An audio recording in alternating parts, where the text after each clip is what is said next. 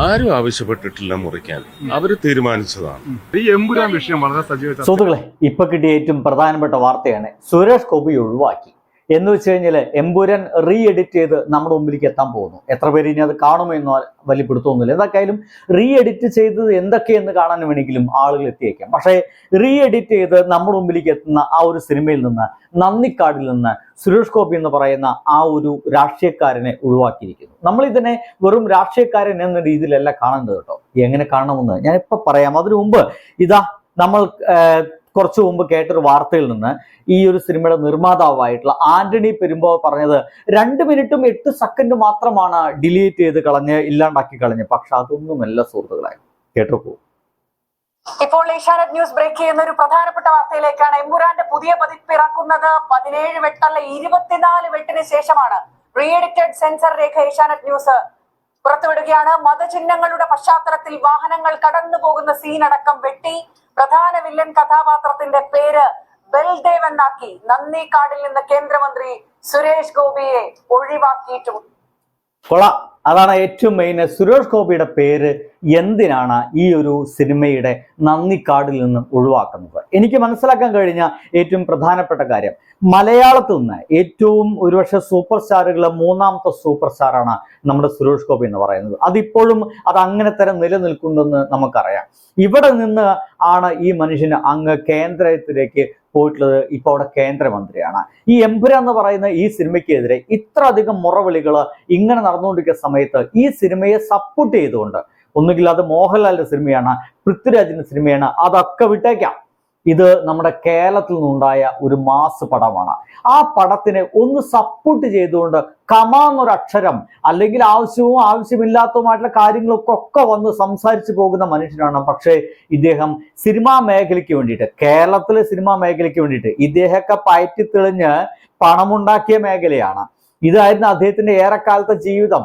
അങ്ങനെയുള്ള ഈ മേഖലയിൽ നിന്ന് പോയ ഒരു മനുഷ്യരായിട്ട് പോലും ഒരക്ഷരം പോലും ഈ സിനിമയ്ക്ക് വേണ്ടി മിണ്ടിയിട്ടില്ല. ഒരു പക്ഷേ ആ ഒരു പ്രതികാരമായിരിക്കണം സുരേഷ് ഗോപി എന്ന് പറയുന്ന മനുഷ്യനെ നന്ദിക്കാടിൽ നിന്ന് ഒഴിവാക്കാൻ വേണ്ടിയിട്ട് അവരെ പ്രേരിപ്പിച്ചിട്ടുണ്ടായിരിക്കുക. അല്ലെങ്കിൽ നന്ദിക്കാടിൽ അദ്ദേഹത്തിന്റെ പേര് കാണാൻ പാടില്ല എന്ന് സംഘപരിവാരുകാര് അങ്ങോട്ട് പറഞ്ഞതിന്റെ ഭാഗമായിട്ടായിരിക്കാം. അതായത് കേന്ദ്രവുമായിട്ടോ അല്ലെങ്കിൽ BJPയുമായിട്ടോ സംഘപരിവാരുമായിട്ടോ യാതൊരു ബന്ധവുമില്ലാത്ത സിനിമയാണ് നമ്മുടെ മുമ്പിലേക്ക് ഇറങ്ങാൻ പോകുന്നത്, അല്ലെങ്കിൽ അങ്ങനെ ഇറങ്ങാൻ പാടുള്ളൂ എന്ന് അവർ തീരുമാനിച്ചുറപ്പിച്ചതിന്റെ ഭാഗമായിരിക്കാം.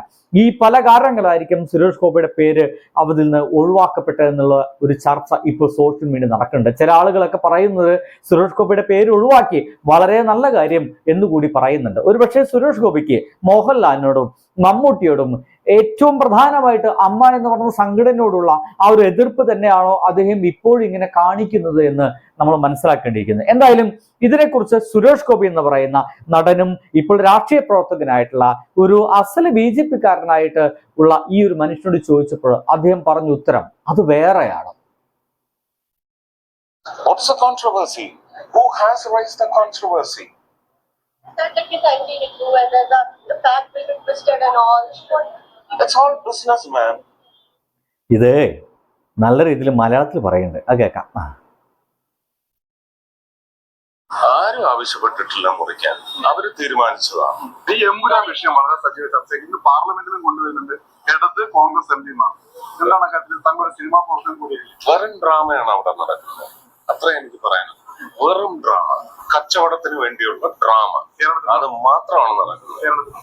ആരും ആവശ്യപ്പെട്ടിട്ടില്ല മുറിക്കാൻ, അവര് തീരുമാനിച്ചതാണ്. അത് വെച്ച് കഷ്ടമാണ്. എങ്ങനെയുണ്ട്? അത് വെച്ച് കഷ്ടമാണ്.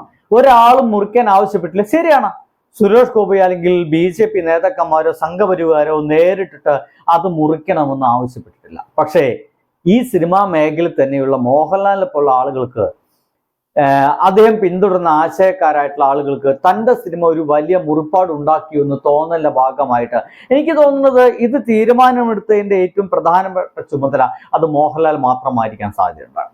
എന്തായാലും ഇത് കട്ട് ചെയ്യണം എന്നുള്ള ഒരു തീരുമാനത്തിലേക്ക് തീർച്ചയായിട്ടും നമ്മുടെ പൃഥ്വിരാജ് വരില്ല.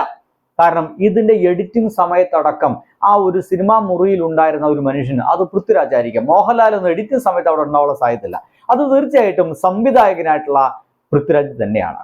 അപ്പോഴൊരിക്കലും മുറിച്ചു മാറ്റണമെന്ന് ആഗ്രഹിക്കാത്തൊരു സീന് ഇപ്പൊ മുറിച്ചു മാറ്റണമെന്ന് തീർച്ചയായിട്ടും നമ്മുടെ പൃഥ്വിരാജിന് തോന്നില്ല.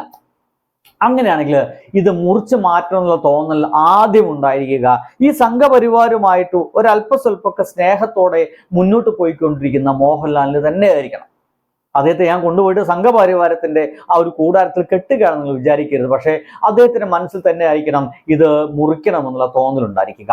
ആ ഒരു തോന്നൽ കാരണമായിട്ടിരിക്കുക ഒരുപക്ഷെ ഇതിനൊപ്പം അവസാനം ലൈക്ക് പിന്മാറിയപ്പോൾ ഈ ഒരു സിനിമയ്ക്കൊപ്പം നിന്ന ആ ഒരു മനുഷ്യനെ കൂടി അവർ പരിഗണിച്ചിരിക്കാം, ആ ഒരു നിർമ്മാതാവിനെ കൂടി അവർ പരിഗണിച്ചിരിക്കാം. അങ്ങനെ രണ്ടുപേരെ ആഗ്രഹം മോഹൻലാലിന്റെ വാക്കുകളായിട്ട്, അങ്ങനെ മോഹൻലാലിന്റെ വാക്കായിട്ട് വന്നു കഴിഞ്ഞാൽ അതോടുകൂടി പ്രശ്നം മുഴുവൻ തീരുമെന്നാണ് വിചാരിച്ചത്. പക്ഷേ അത് തീർന്നില്ല എന്നുള്ളതാണ് നമ്മൾ മനസ്സിലാക്കേണ്ടത്. അത് അതിൽ നിന്നും കത്തിപ്പടർന്നുപോയി. ഇപ്പോഴത്തെ പാർലമെന്റിലടക്കം ഇത് ചർച്ച ചെയ്യപ്പെടണം, ഈ ഒരു സിനിമ ചർച്ച ചെയ്യപ്പെടണം എന്ന രീതിയിൽ ഇടത് MP-മാര് ഒരു അപേക്ഷ കൊടുക്കാൻ പോകുന്നു. അങ്ങനെ പാർലമെന്റിലടക്കം ഈ ഒരു മലയാള സിനിമ ചർച്ചയാവുന്നു. മലയാള സിനിമ ചർച്ചയാവുന്നു എന്നതിനേക്കാൾ അപ്പുറം ആ ഒരു മലയാള സിനിമയിൽ കൊണ്ടുവന്ന ആ ഒരു ആശയമാണ് ചർച്ചയാവുന്നത് എന്ന് മനസ്സിലാക്കണം. ആ ആശയത്തെ ഇഷ്ടമില്ലാത്തതുകൊണ്ടായിരിക്കണം സുരേഷ് ഗോപി പറയുന്നത് ഇത് വെറും പക്ക ബിസിനസ്സാണ്, അവിടെ നടക്കുന്നത് വെറും ബിസിനസ് മാത്രമാണ്. എങ്ങനെയാണ് ഈ സിനിമയെ നാട്ടുകാരെ കൊണ്ട് കാണിപ്പിക്കേണ്ടതെന്ന് കൃത്യമായിട്ട് ബോധമുള്ള നമ്മുടെ പൃഥ്വിരാജിന്റെ ബിസിനസ്സാണ് അവിടെ നടക്കുന്നതെന്ന് സുരേഷ് ഗോപി ആക്ഷേപിക്കുന്നുണ്ട്. അതേസമയം ആ ഒരു സിനിമയിലുള്ള ഇത്തരത്തിലുള്ള ചില വിഷയങ്ങളെ കുറിച്ച് ഒരു വാക്ക് പോലും മിണ്ടാൻ നമ്മുടെ സുരേഷ് ഗോപിക്ക് തയ്യാറായിട്ടില്ല. എന്തായാലും സിനിമാക്കാർ വിചാരിച്ചു വെച്ചിരിക്കുന്ന ഒരു കാര്യം, എന്തൊക്കെയായാലും ഈ മനുഷ്യന്റെ പേര് ഇനി ഈ മലയാള സിനിമയിൽ വേണ്ട എന്നാണ്. അത് തീരുമാനിച്ചിരിക്കുന്ന ഒരു പക്ഷേ പൃഥ്വിരാജായിരിക്കണം. കാരണം സുരേഷ് ഗോപി ചേട്ടന്റെ പേര് ഇനി തന്നെ സിനിമയിൽ വേണ്ട. കാരണം അദ്ദേഹത്തിൽ നിന്ന് ഒരു നന്ദി പോലും പ്രതീക്ഷിക്കുന്നില്ല എന്നുള്ളതാണ്. ഒരു നന്ദി പോലും പ്രതീക്ഷിക്കുന്നില്ല എങ്കിൽ പിന്നെ എന്തിനാണ് അനാവശ്യമായിട്ട് ആ സ്പേസ് കളയുന്നത് എന്നൊരു പക്ഷേ പൃഥ്വിരാജ് തീരുമാനിച്ചിരിക്കാം. അതിന്റെ ഭാഗമായിട്ട് വെട്ടിക്കളഞ്ഞിരിക്കുന്നു സുരേഷ് ഗോപിക്ക് കൂടി. അപ്പൊ സുഹൃത്തുക്കളെ, ബൈ.